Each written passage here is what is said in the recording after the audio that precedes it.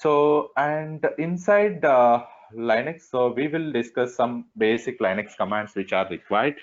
Okay. I will not completely discuss the Linux related commands.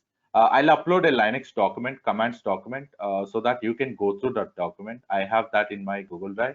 So I'll upload inside Google Drive. There is a document folder I'll create inside our Bash 11T folder, and where I'll upload the Linux related commands and all. You can go through the document, but I'll just cover some basic commands which are required. So pwd is the one command which will be helpful to know the current path, in which path you are inside your Linux server. Pwd is nothing but present working directory. So it will display the current working directory or the current path where you are. So ls command will be helpful to display the or to list the files. Ls means list. So to list the files, it will be helpful. So ls-la is there. That will be helpful to list the files, but along a is nothing but all the files. All the files is nothing but with ls only I am able to see s3.txt. But if you see la command or ls-la command, we are able to see multiple files along with this s3.txt. Some files which is having dot in the starting. The files which is having dot in the starting is called hidden files.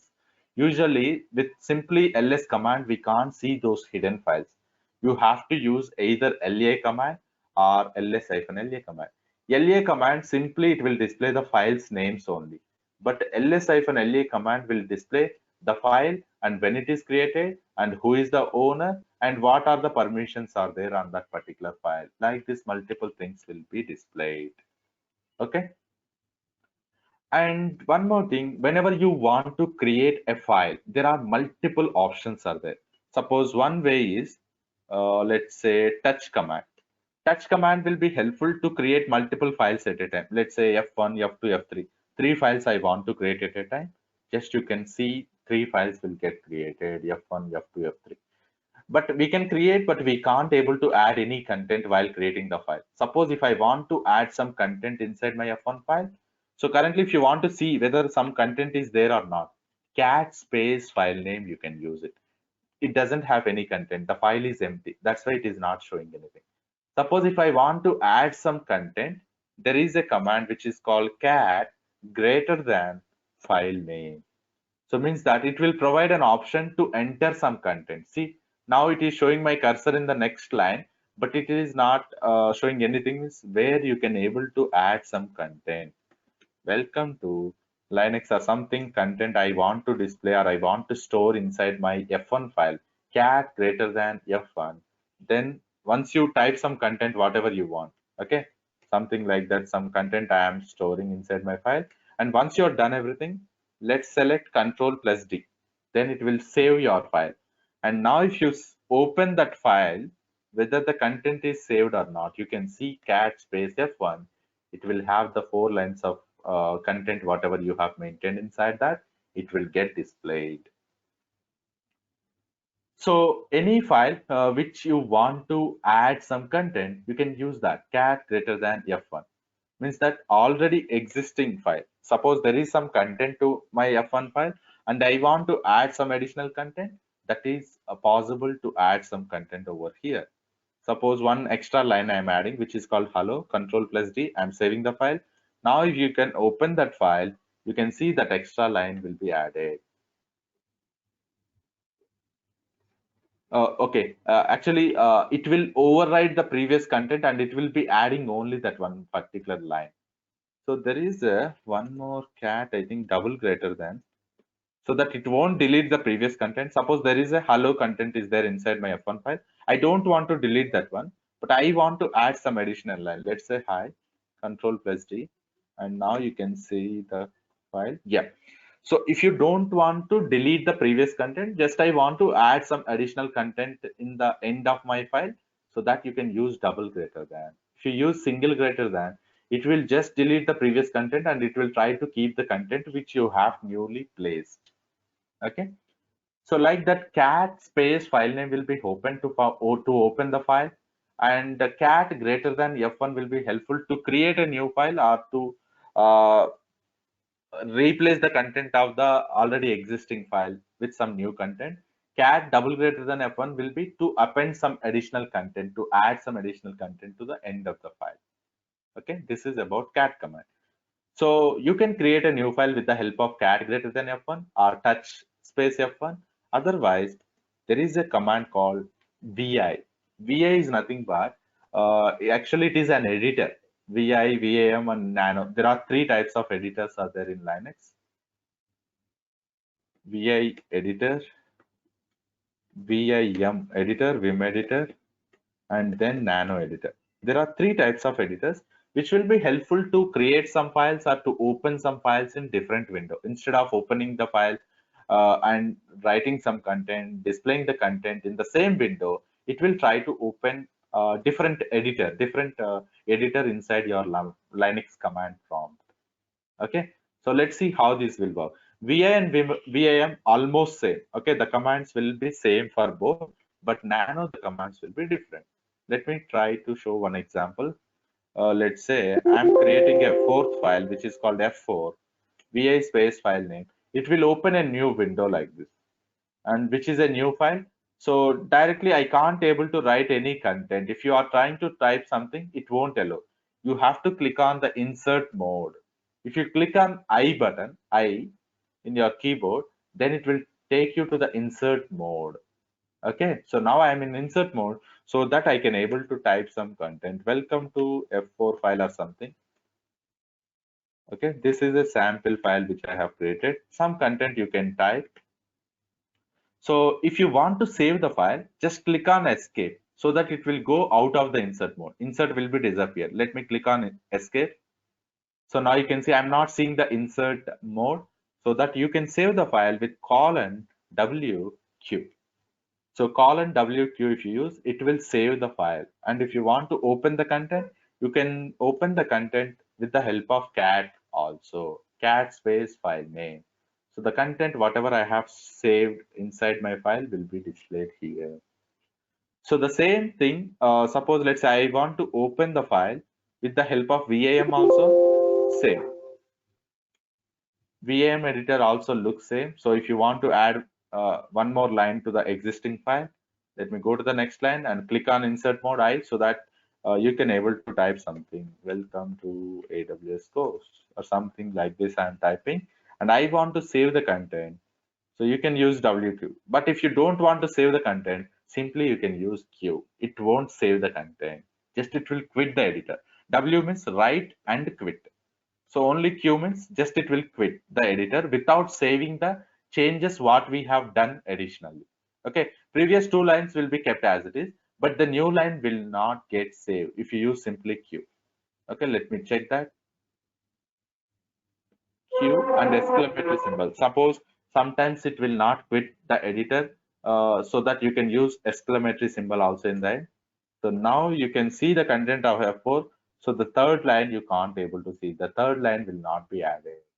The changes are not saved. So really, if you want to have those changes, you have to use VI or VAM, whatever it is. Okay, you can use VA or VAM or Nano, whatever it is. So just I'm trying to cover multiple editors here. Let me go to the third line. Let's say welcome to AWS, something like this I'm typing, and I am saving my file WQ. Then it will save. If you want to see the content now, you can see my third line also saved. So Nano Editor, how it will look like. Suppose same file I'm trying to open in Nano Editor, I'm creating a new file. Everything will work. So let me try to open the same file.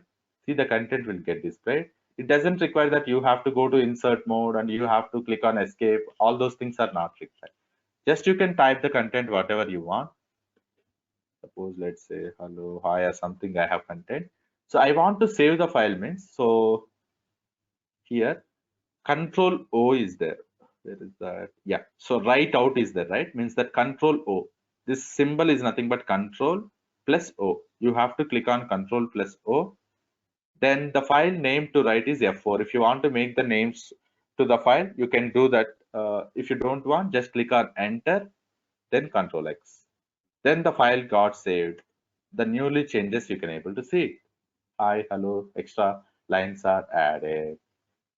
Okay, so this is how in Nano Editor you have to use Control plus O to write to save the changes, and then Enter, and then Control plus X to quit the editor, Nano Editor. These are the three things that we have to use. In VA Editor or VAM Editor, first you have to go to the Insert mode, click on I to go to Insert mode, so that where you can able to type some content and all. Then you can click on Escape to go out of the Insert mode, and then colon WQ to write some content, means that to save and to quit the editor. These are the options that we have to use while creating some files and all. And other than this, suppose some metrics, let's say I want to know how much space I have consumed inside my, how much disk space I have consumed inside my server, or how much is the CPU utilization, or how much is the memory or RAM utilization inside my server. These are all things I want to know. Suppose there is a command which is called df-h will be helpful to display the content. So here, this is the file /dev/root 7.7 GB is the total size. Earlier I told you, right, while creating my Linux server, I will create some 8 GB of the disk. So among that 8 GB, 7.7 GB will be available to use total. Within that, 1.8 GB is filled automatically. That is kind of operating system and all. Rest 6 GB, around 6 GB, it is free. Avail means it is free. Means that the usage percentage is 24 percentage got utilized now. Okay, you can able to see this one. Rest of the things it doesn't require for us now. So this is the disk you are able to see. Suppose if you add some additional EBS volume, so that also you can able to see. Once you added some additional disk volume and all, you can see that particular disk how much space it is consumed and all. Okay, for disk space you can use df-h. This is the command. Suppose for CPU, top command is there. Top command will work to know the CPU, how much CPU we are consuming and all. So top command will display the CPU utilization over here somewhere. Yeah, see the CPU almost zero. It is utilizing almost zero. And here also you can see the CPU. There is a CPU column is there. See, it will display which process is consuming more CPU and all it will display. And along with the CPU, you can see the memory also. Okay, which process is consuming how much memory, how much RAM. Memory is nothing but RAM. How much it is consuming. Those things you can able to see it over here. With the help of top command, you can see CPU and memory both. So along with that CPU and memory, at let's say instead of process wise or service wise, I want to display the total memory utilization. There is a command. So once you open the top command, in order to quit, you have to click on Q so that it will quit that particular command. And then there is a command which is called free-m command. It will display the memory. So total 1 GB is the memory, around 968 MB. And within that 170 we are being utilized, and 137 is free, and 652 will be available. There will be some cache will be maintained for memory. So that will be called a buffer memory or buffer or cache. Okay, total 652 will be available, and 170 around it will be utilizing. This is the memory utilization where you can able to see with the help of free-m. So htop also will look same, where it will display CPU, memory, and the swap memory. All those things it will display. Htop is also one command which can able to. Free-m is also helpful, or htop command also, where we can able to see the CPU utilization and the memory utilization. These are some commands which will be helpful to do all those things. Let's click on Q so that it will quit that particular editor. And one more thing, if you want to see what are the processes are running inside my server, there is a command which is called ps-ef. It will display all the processes which are running currently. Suppose there is a SSHD process. SSHD process is nothing but currently we logged into our Linux server, right? So this particular process will be helpful us to log into our server. Each process, who is the owner for that particular process? And what is the process ID? This first number is called the process ID.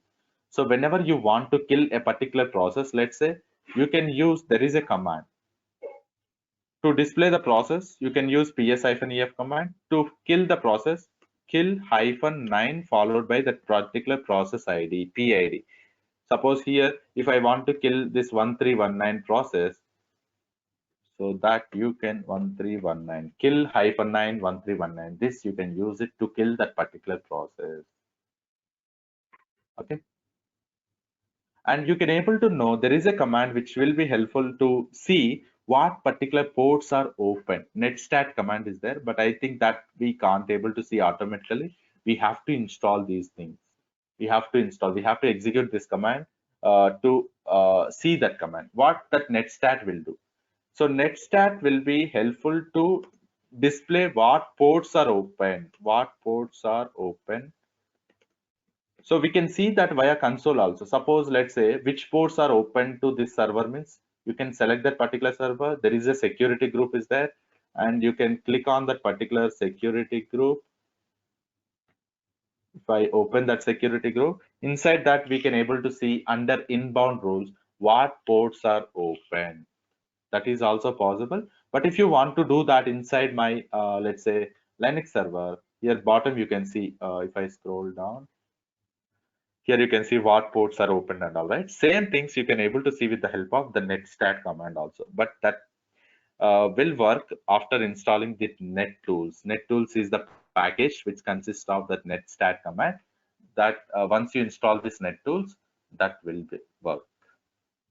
And suppose the CPU utilization and all we are checking inside the server. If you want to do that check via the console, that is also possible. There is a monitoring one is there, and here you can able to see how much CPU we are consuming. Let's say at this time 23, so at this time almost 0.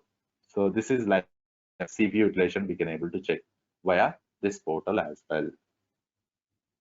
Memory at all we can't able to get it via this portal. So memory we can't, the memory or RAM we have to use that free-m or htop command to know the memory utilization.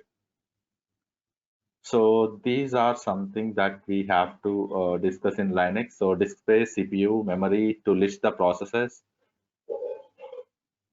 And suppose, let's say, I don't want to list all the processes. Instead of displaying all, maybe I want to search with some particular. There is a command which is called grep.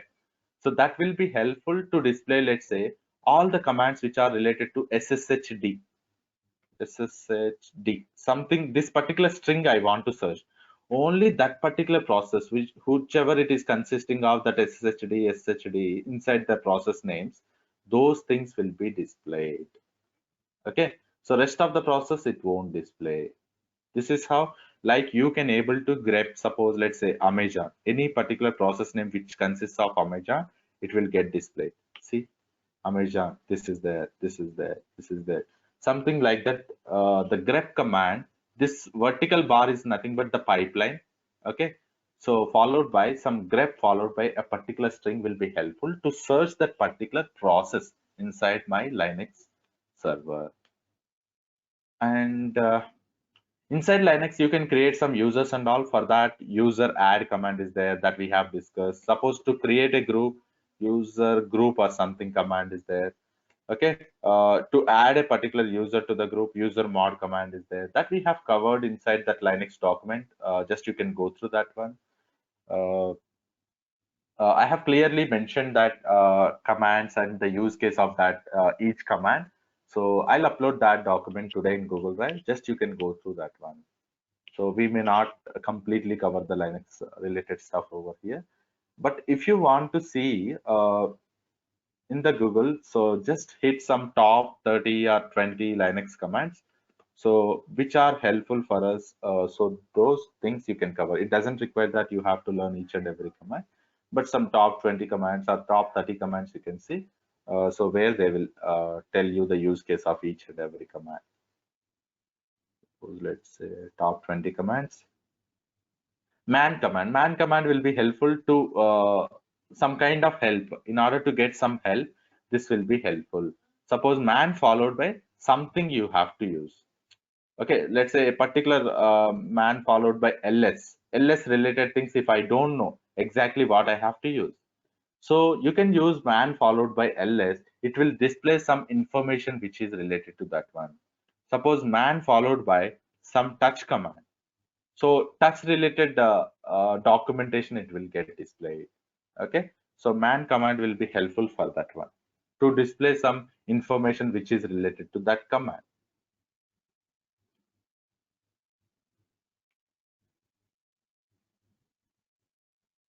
Similarly, cd command to change the directory, ls command to list the files, cat command to open some files, touch command to create multiple files at a time. So mkdir command. So this we haven't covered actually. So mkdir will be helpful to create some folders. Let's say in my current path, I want to create a folder called folder one. So you can see that folder one get created.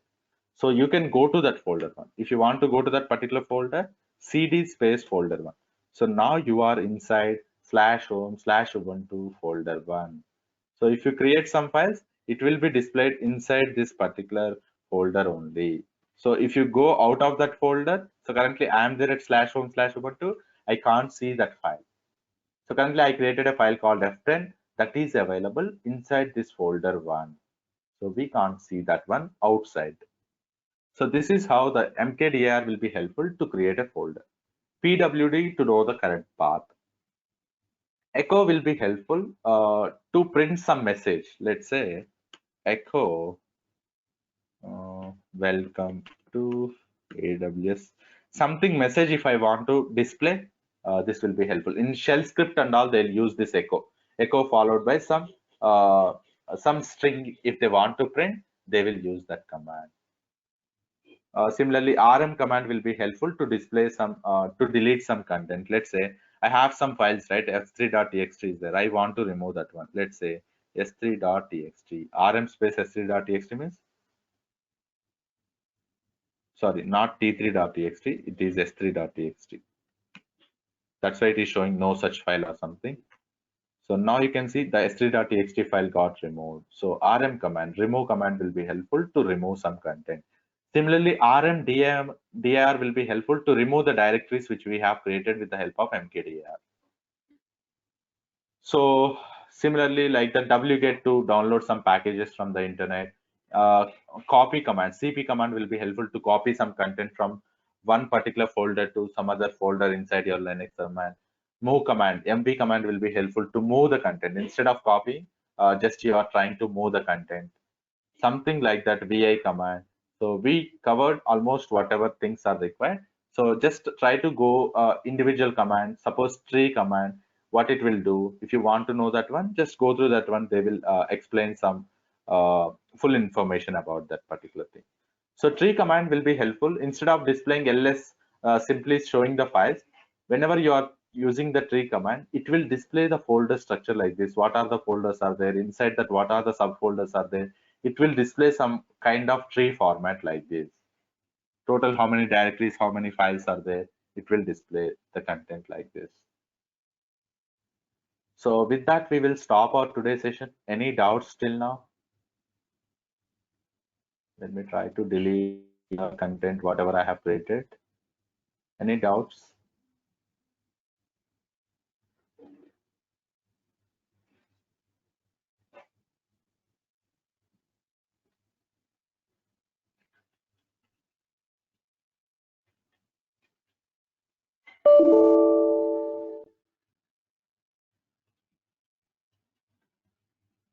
So EC2 server I have terminated. Okay, it will go to shutting down state. So S3 bucket, if you want to delete, so let's select that S3 bucket. There is a delete button, but it won't allow us to delete directly. Okay, so delete button will be disabled. You have to empty the bucket, means you have to delete the content which is presented inside the bucket. So in order to empty the bucket, you have to provide the option called permanently delete. Let's copy this one and paste it over here. See, you have to type that one, permanently delete. Then first it will delete the content inside the S3 bucket. Okay, so then you can go and delete. Now this time I should use my bucket name. So without typing that one, it won't display the button here to delete my bucket and all. It is expecting something. It will show that what it is expecting. So that you have to copy and paste it over here.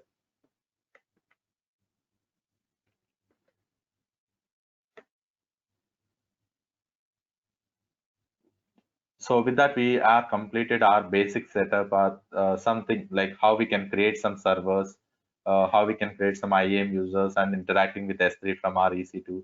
These things we know. So tomorrow, just we will start our first topic, which is called Git. Okay, what is meant by Git, why it will be helpful and all. Tomorrow session we will discuss. So up to this, whoever not done the payment also I have allowed. So tomorrow, whoever completed the payment, I'm going to send the link to them. Okay. So rest of the people, please complete the payment today, so that I'll share the class link and the videos, the recorded videos and all. So these things are like some demo kind of sessions that I want to allow everyone. But tomorrow onwards, I'll allow the people who paid the amount. Please try to complete the payment today.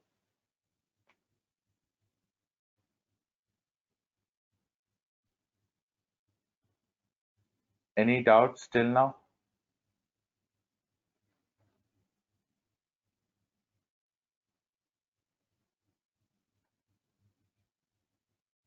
Yeah, thank you guys. If you have no doubts, so I'll be closing the session and I'll upload this video maybe in 1 or 2 hours. By the end of the day, it will get uploaded and you will get the access to that. Thank you. Thank you, Fani.